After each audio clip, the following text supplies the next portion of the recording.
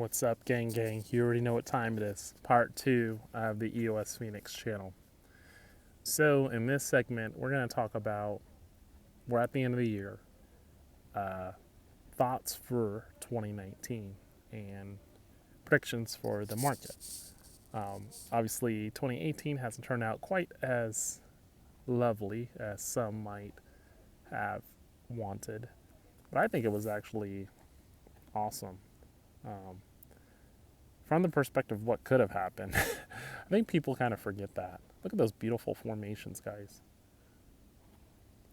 This is just amazing view. And when you're out hiking like I do, some people like to burn some other stuff. I personally bring some sage, but y'all can burn what you want. So I would recommend you guys all do some hiking, get outside during the crypto winter.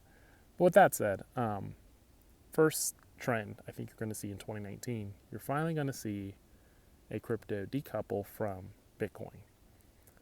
I think you're going to see this actually in Q3 of 2019, and I think EOS is going to be that asset that finally does it, that crypto asset. Now, it's taken so many years, it actually hasn't happened to my knowledge, so this would be huge from the perspective of proving that. And I think the catalyst will be the adoption of apps from users versus speculation in assets like Bitcoin.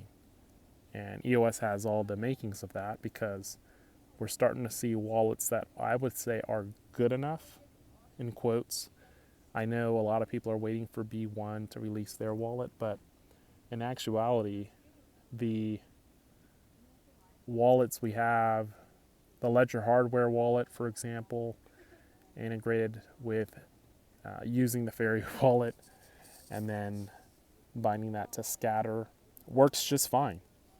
I know Larimer had some complaints about it, but it's good enough is what I'm saying to interact with your dApps, right? What I think you're going to see though from B1's wallet, you have now this competition, which is actually a good thing in my opinion, because something that people don't realize is, the SEC is still a powerful force here. And one of the things they're probably looking at is competition and decentralization of the space. If you had just one person making all the products and code, for example, that would be viewed upon as being a centralized project.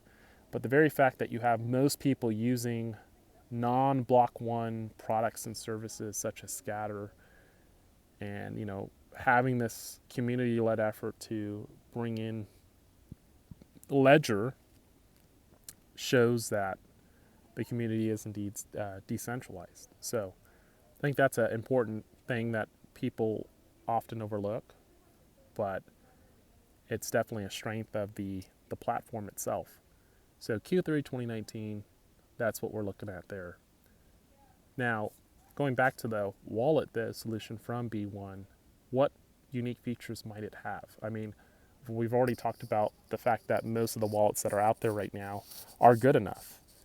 I think the challenge right at this time for non-tech users has still been the on-ramp into this ecosystem. And so, one of the unique features they might have with that wallet, besides all the stuff we know about, like the biometric stuff, could be a fiat on-ramp.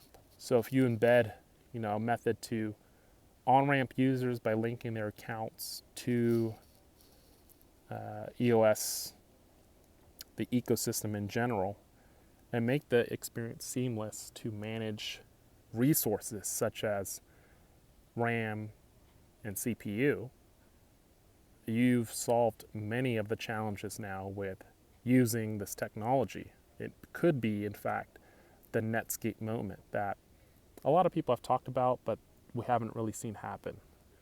And so the two challenges I see right now, even though the wallets are good enough for most tech users, is the management of resources is one.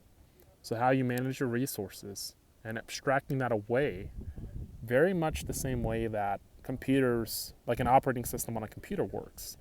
when you use an application on the computer, you're not worried about all the management of the resources on the computer.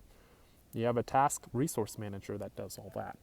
And so I think my prediction is you're going to actually see on the B1 wallet they provide to, quote, unique verified users, you're going to see them abstract that process away from the user experience.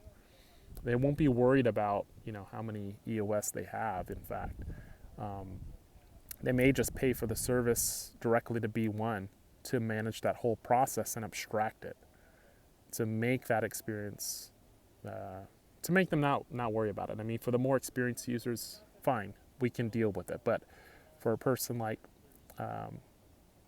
just an average person out there, they don't want to study all this stuff. So I think that's going to be huge. I think that's going to be another thing you see in 2019. You called it here first, so that's number 2. Number 3 is the more forks for EOS, but these specific templates geared towards industries take shape. So I'm starting to think of things like healthcare, transportation, even something like procurement for acquiring, project materials and bidding those out. You could have specific blockchains that all work on that and provides a transparent way for people to gain access to the information they need to bid on those services or acquire services. And that would be a huge game changer. So you're going to see these specific forks that all maybe bind back to the main chain, maybe have specific hashes back to the mainnet, but that have their own forks. So that would be a very interesting application. Now, the fourth one, looking at competition for Warbly.